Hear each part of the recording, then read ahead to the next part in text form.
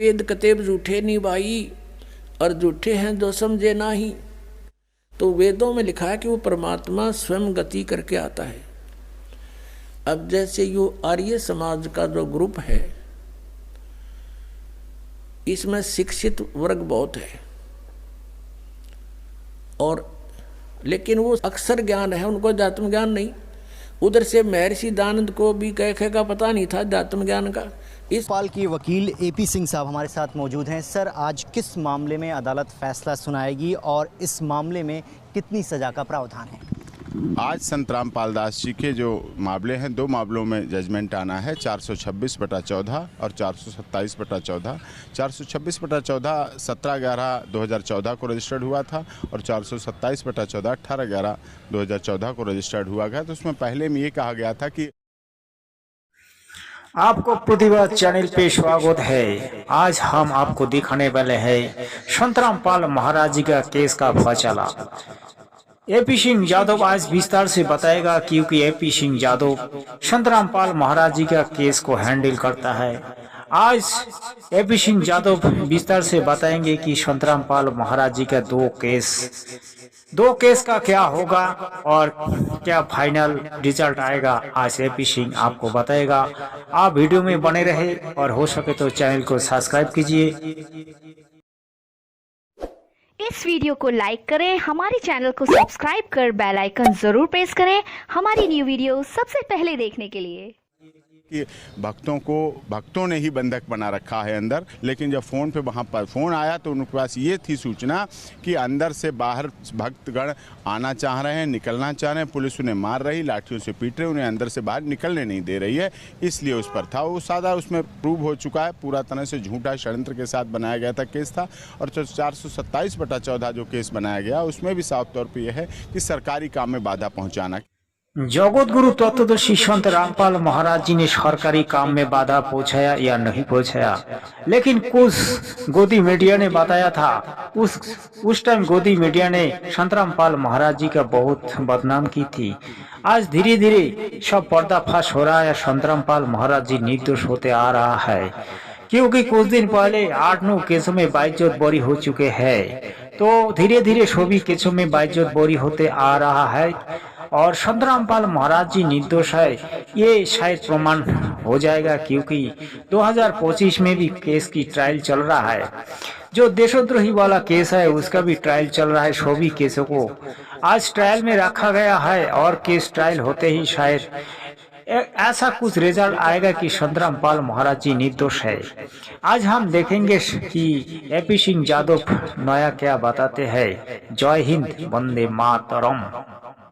तालाब जहां सर्व सृष्टि रचनाहार कबीर परमात्मा पृथ्वी से 16 शंख कौस दूरी पर स्थित अपने निज धाम से शिशु रूप धारण कर अपने तेजोमय शरीर को हल्का करते हुए कमल के फूल पर प्रकट हुए, जिसके प्रत्यक्ष दृष्टा थे ऋषि अष्टानंद।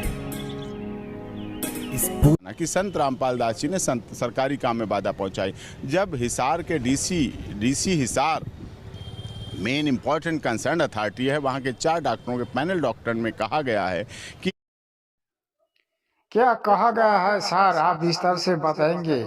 आज आपने जो बताया ये बहुत बड़ी बात है, क्योंकि संत रामपाल महाराज जी का विरोध सभी पाखंडी लागी है। हमारे देश का जो पाखंडी संत है उसके पीछे पड़ा है और उनको दुश्मन समझता है। उनकी ज्ञान को ये लोग ऐसे देखता है कि सनातन विरोधी है। जैसे कि ये लोग ब्रह्मा विष्णु महेश्वर जी को फाइनल भगवान मानते हैं, लेकिन संत रामपाल महाराज जी कबीर जी को भगवान मानते हैं, परमात्मा मानते हैं। और उनकी भगवत को यही बताया है कि परमात्मा तो कबीर देव है। 4 वेद 18 पुराण 6 शास्त्रों में, इस्लाम धर्म की शास्त्रों में और ख्रिस्टान धर्म की शास्त्रों में इसकी प्रमाण मिलते हैं। तो आज जनता धीरे धीरे विश्वास करने लग गया कि कबीर देव परमात्मा है। लेकिन जो हमारी देश का पाखंडी संत है उस कथावाचक है, इस बात को नहीं मानते। प्रमाण दिखाते हुए भी ये लोग नहीं मानते हैं, क्यों?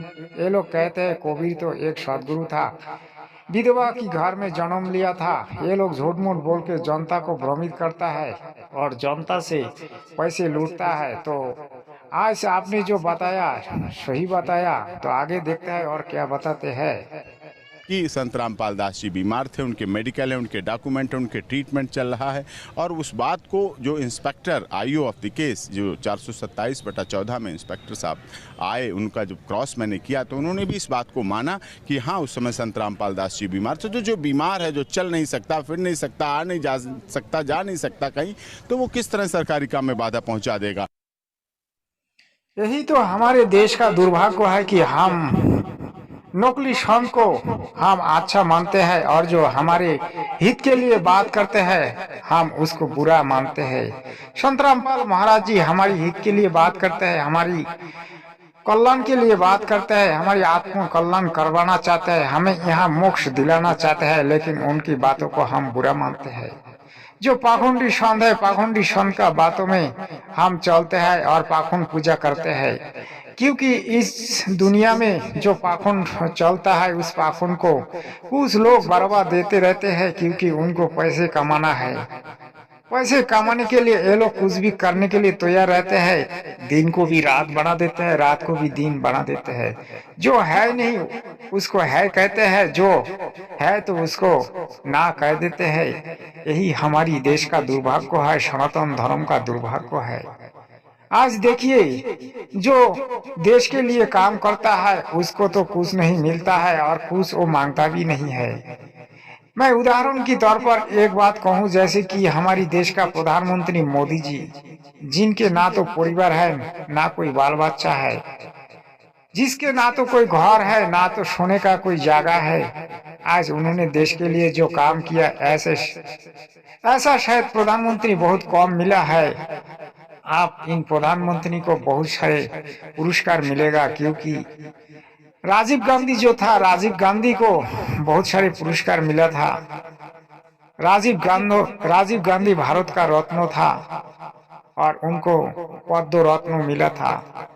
तो ऐसा ही है हमारी आज का दुनिया, जो दुनिया सत्य को स्वीकार नहीं करना चाहता है, काल दुनिया उसी दुनिया सत्य को स्वीकार करके रामपाल जी की पूजा करेगा।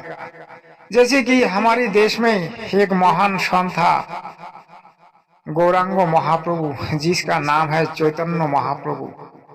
उस टाइम चैतन्य महाप्रभु की बहुत विरोध करते थे, और जब चैतन्य महाप्रभु इस दुनिया छोड़ के चला गया तब उनकी बहुत सारे गीत गाते हैं। आज चैतन्य महाप्रभु की पूजा होती है, उनके नाम पर आज कितने सारे आश्रम बन गया। और देखिए चैतन्य महाप्रभु को आज कृष्ण जी की अवतार मानते हैं। कुछ लोग तो कहते हैं कि गौरांग महाप्रभु एक भगवान थे, विष्णु जी की अवतार थे, कृष्ण जी की अवतार थे। तो ऐसा ही होता है। आज जगत गुरु तत्वदर्शी संत रामपाल महाराज जी को जो नहीं मानते हैं, काल वही उसकी पूजा करेगा और कहेगा कि यही संत अच्छा था और हमारी आत्म कल्याण के लिए बात किया था। मैं उदाहरण की तौर पर और एक उदाहरण देना चाहता हूं, जैसे कि यीशु ख्रिस्टान धर्मों की प्रवक्ता है।